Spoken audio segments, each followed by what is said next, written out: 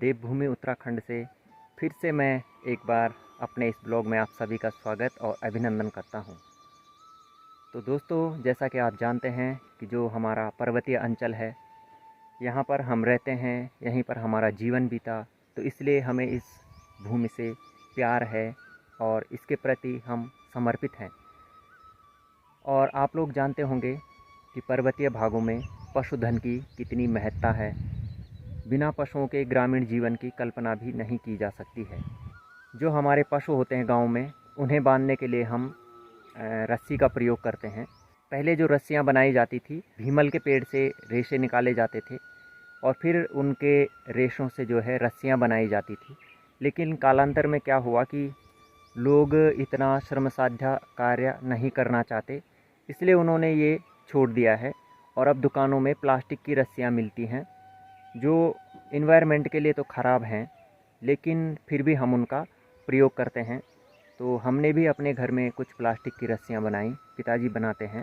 और ये भी एक कौशल है, एक स्किल है कि आप कितनी अच्छी रस्सियाँ बना सकते हो। तो जो प्लास्टिक के थैले पड़े रहते हैं हमारे घरों में और आसानी से मिल जाते हैं, तो उनकी जो रस्सियाँ बनती हैं, उनका एक फ़ायदा ये होता है कि बरसात के मौसम में जब हम अपने पालतू जानवरों को उन रस्सियों से बांधते हैं, तो वही रस्सियाँ ख़राब नहीं होती हैं। तो इस ब्लॉग में मैं आपको दिखा रहा हूँ कि किस तरह से प्लास्टिक के जो कट्टे होते हैं, थैले होते हैं, उनके जो रेशे होते हैं, उनसे किस प्रकार से रस्सियाँ बनाई जाती हैं। तो ये देखिए, एक रस्सी मेरे हाथ में है और इसकी बनावट आप देख सकते हैं कि कितने अच्छे ढंग से इसको बनाया गया है। तो चलिए देखते हैं इस ब्लॉग में कि किस तरह से इन रस्सियों को बनाया जाता है।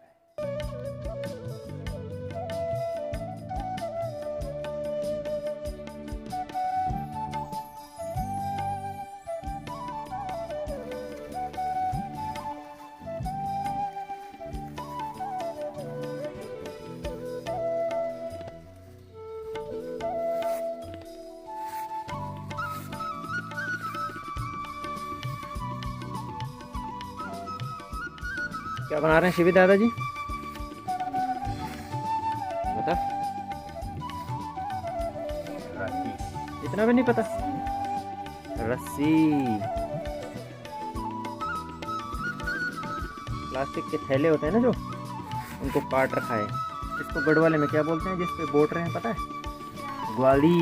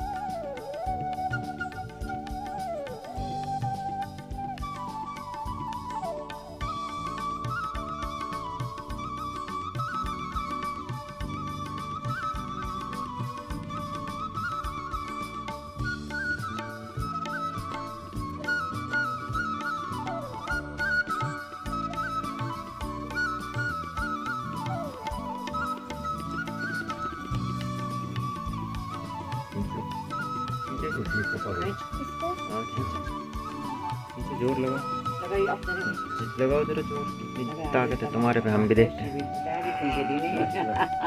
बस बहुत है, इतना बहुत बन गई। देख बस गोड़ जो बढ़िया गोड़ भी नहीं थी ये हम लगे बड़े दूर तो इस तरह से आप देख सकते हैं कि प्लास्टिक के थैलों से ये रस्सी बन चुकी है। ये रस्सी का वो हिस्सा है जिसे खूंटी में डाला जाता है, और ये जो दूसरा सिरा मैं आपको दिखाने जा रहा हूँ, इस पर जो पालतू पशु होता है ये उसकी गर्दन पर बांधा जाता है। तो इस तरह से आप इस रचना कौशल को देख सकते हैं कि कितने अच्छे ढंग से ये रस्सियाँ बनाई गई हैं। तो दोस्तों, यदि आप चैनल पर नए हैं तो चैनल को ज़रूर सब्सक्राइब कर दीजिएगा और बेल आइकन के बटन को दबाना बिल्कुल भी मत भूलिएगा, जिससे कि आपको हमारे जो भी वीडियोज़ हम अपलोड करेंगे वो तुरंत आप तक नोटिफिकेशन के माध्यम से पहुंच जाएं। तो इस ब्लॉग को देखने के लिए आप सभी लोगों का बहुत बहुत धन्यवाद। जय देवभूमि।